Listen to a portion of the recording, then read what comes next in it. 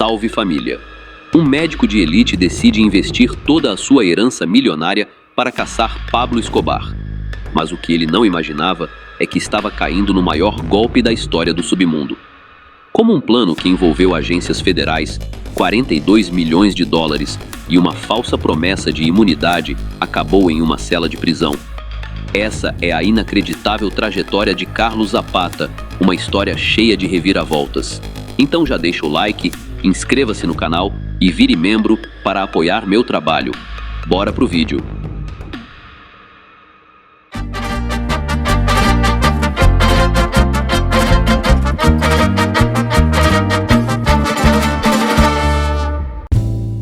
Carlos Ramon Zapata veio ao mundo em Pamplona, norte de Santander, no ano de 1967. Ainda garoto, mudou-se com seus parentes para Medellín, local onde se desenvolveu e passou toda a sua juventude.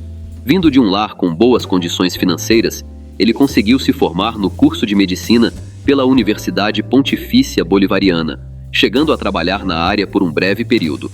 Na década de 90, seu mentor acabou eliminado em um ataque encomendado, supostamente a mando de Pablo Escobar. O impacto foi tão profundo para Carlos que ele utilizou as vestes que o pai vestia por longos 6 meses. Mas a história não parou por aí. Tomado pela revolta, ele decidiu dar o troco investindo praticamente todo o patrimônio herdado. Ele se uniu ao grupo Los Pepes, fornecendo apoio financeiro e dados estratégicos. Evidentemente, naquele momento, ele não operava no topo do submundo, mas diversas figuras do submundo integravam essa coalizão. Uns entregavam grandes recursos e outros colaboravam com pequenos suportes que somavam para um objetivo em comum.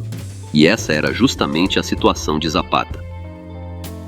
Mesmo dedicando todos os seus esforços para dar o troco pela perda do pai, mais tarde ele percebeu que o verdadeiro mandante não era Escobar, mas sim os irmãos Ochoa, parceiros de negócios de Pablo. Com o fim da era de Pablo e a atenção das autoridades voltada para o cartel de Cali, diversos operadores do mercado ilegal fundaram o Cartel do Norte do Vale, movimentando volumes gigantescos de mercadoria e expandindo-se em ritmo acelerado. O papel do doutor nessa estrutura limitava-se ao envio dos carregamentos. Ele não possuía refinarias nem criava o produto. Sua força estava em canais de escoamento altamente eficientes, conseguindo despachar grandes remessas de fornecedores locais e também de grupos do México. Um dos feitos mais expressivos de Carlos foi infiltrar carregamentos massivos com toneladas de insumos na Espanha. A escolha do território se deu pelas facilidades de comunicação, localização geográfica e brechas na fiscalização. Nessa região, entre 1994 e 1999, ele conseguiu introduzir perto de 40 toneladas do material anualmente, rendendo um faturamento estimado de 12 a 15 milhões de dólares por cada operação bem-sucedida. No submundo, Carlos ficou amplamente conhecido por sua ligação com a Comissão Blitz e com o fotógrafo Baruch Vega, atuando como peças-chave na intermediação entre os grandes nomes do setor e a agência federal. Em outubro de 1999, ele se deslocou até o Panamá para o primeiro aperto de mãos com Vega. Nessa reunião, foi revelado que a comissão era um comitê de elite formado por agentes do alto escalão do governo americano, incluindo inteligência e forças de segurança, ou seja, o topo absoluto das agências de repressão dos Estados Unidos. Vega assegurou que o comitê buscava um grupo restrito de grandes operadores interessados em acordos diferenciados, os quais teriam acesso a uma espécie de canal VIP, desde que possuíssem o capital exigido. Ele detalhou que o procedimento consistia em entregar os canais de logística, assumir os desvios e apresentar-se perante um magistrado, que aplicaria uma penalidade mínima em regime fechado e, em certas ocasiões, nem sequer um único dia de reclusão. Ao término de tudo, o indivíduo receberia autorização para residir em solo estadunidense com seus parentes, sob amparo do Estado.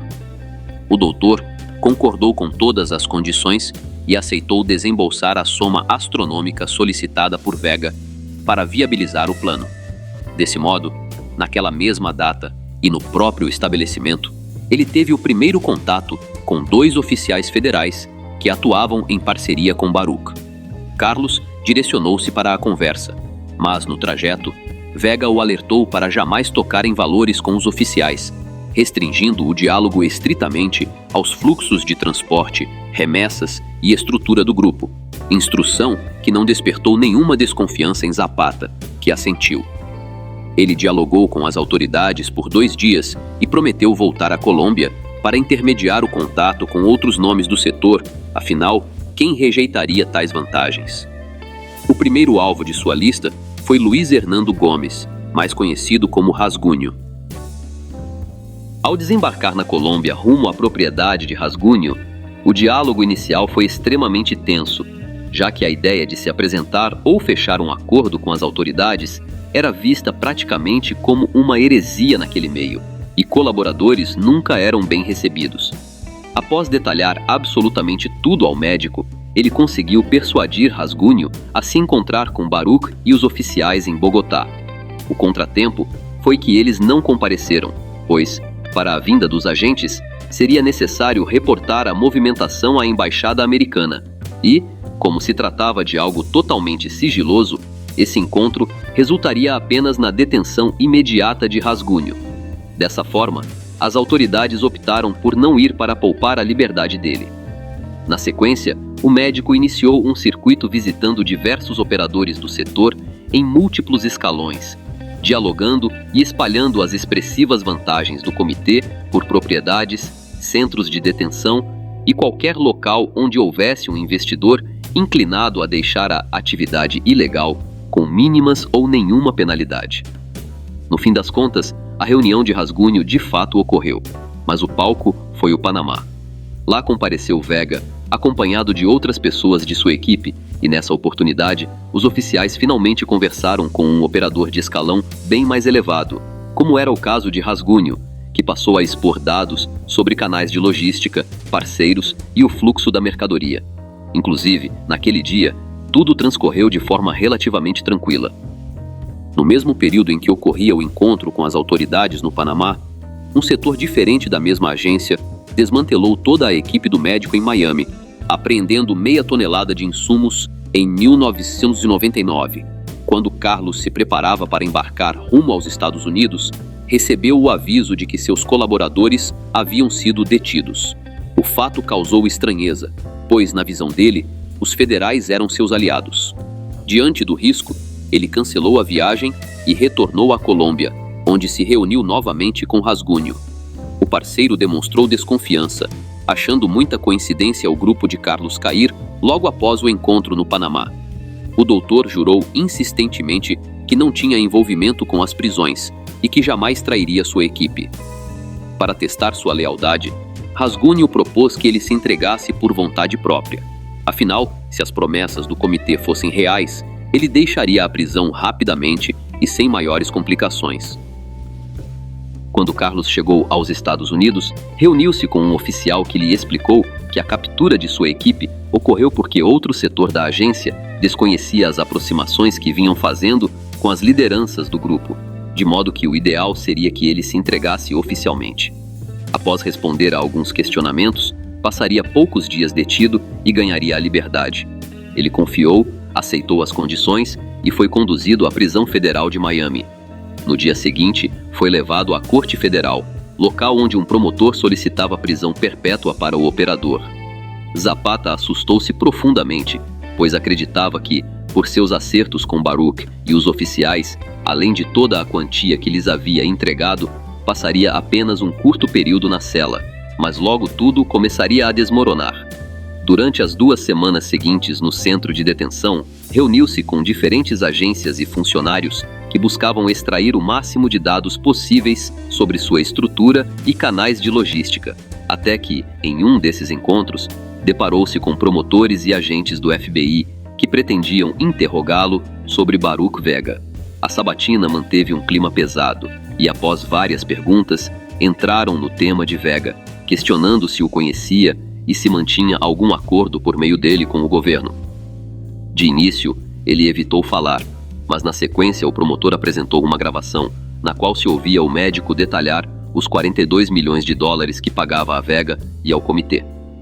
Zapata surpreendeu-se com aquilo e resolveu relatar tudo o que sabia, nutrindo a esperança de que, acionando o comitê, conseguiria se livrar daquela enorme enrascada. O problema é que o promotor revelou que toda a história do Comitê de Facilidades era uma farsa criada por Vega para extrair a fortuna dos investidores colombianos. Ele também esclareceu que o grupo de fato existia na administração pública, mas não possuía qualquer relação com o que Vega prometia. O promotor explicou a Carlos que existia uma saída para aquela situação, contudo, deveria ser sob as regras de uma verdadeira autoridade dos Estados Unidos. Ele precisaria atuar disfarçado para identificar todos os magistrados, defensores e oficiais que operavam em parceria com Baruch Vega, visando desmantelar toda aquela farsa. Sem outra alternativa, o médico consentiu e deixou o centro de detenção mediante pagamento de fiança em 10 de março de 2000. Logo depois, Zapata encontrou-se com Vega e o questionou sobre os valores da fiança e os motivos de ter permanecido tanto tempo detido. O fotógrafo justificou dizendo que ocorreu um contratempo com as transferências bancárias e que o magistrado do caso não havia recebido as instruções do comitê para liberá-lo, além de apresentar outras desculpas que pareciam roteiro de cinema. Diante de tais alegações, o médico constatou que tudo o que o sujeito prometia era fantasia e que, por um longo período, ele esteve lesando tanto a ele quanto aos seus parceiros. Movido pelo revés, ele se dedicou a desmascarar Vega. Após 3 semanas de encontros, captações de áudio e reuniões monitoradas de perto pelo FBI, a agência reuniu evidências contundentes para desarticular toda a estrutura montada pelo fotógrafo. Ao fim das investigações, descobriu-se que em sua engrenagem jamais existiram outros oficiais, promotores ou juízes. Toda essa rede operava apenas na mente de Vega, que a utilizava para ludibriar desavisados, exatamente como ocorreu com Zapata. Em março de 2000, o fotógrafo acabou detido e processado sob as acusações de interferência na justiça e movimentação de capitais de origem ilícita. A notícia de que tudo era um golpe e de que o médico havia colaborado para a captura de Baruch espalhou-se rapidamente por todo o mercado ilegal colombiano.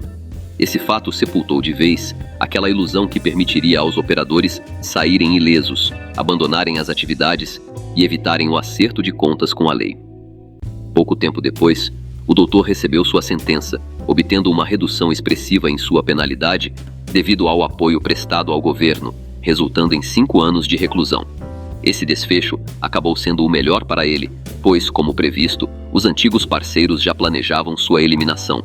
Inclusive, o próprio Carlos Castanho já havia estruturado uma ação para acabar com a vida dele. Ele só sobreviveu porque foi transferido para o sistema prisional.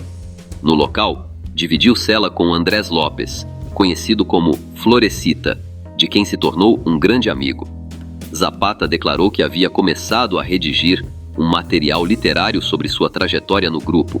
Contudo, Andrés publicou El Cartel de los Sapos, obra que alcançou o topo das vendas e, posteriormente, transformou-se em uma produção de enorme sucesso na televisão. Zapata obteve sua liberdade em junho de 2005. O médico retornou aos holofotes em 2011, quando as autoridades de Miami o detiveram sob acusações de irregularidades financeiras e movimentação de capitais ocultos. Apesar do susto, a situação foi contornada e ele continuou residindo em Miami com seus parentes. Se você se interessa por grandes mentes da história do crime organizado que desafiaram o sistema, precisa conhecer a trajetória de Frank Lucas, o chefe do Harlem que mudou as regras do jogo em Nova York. Clique no card que está aparecendo na tela para assistir agora mesmo. Nos vemos lá.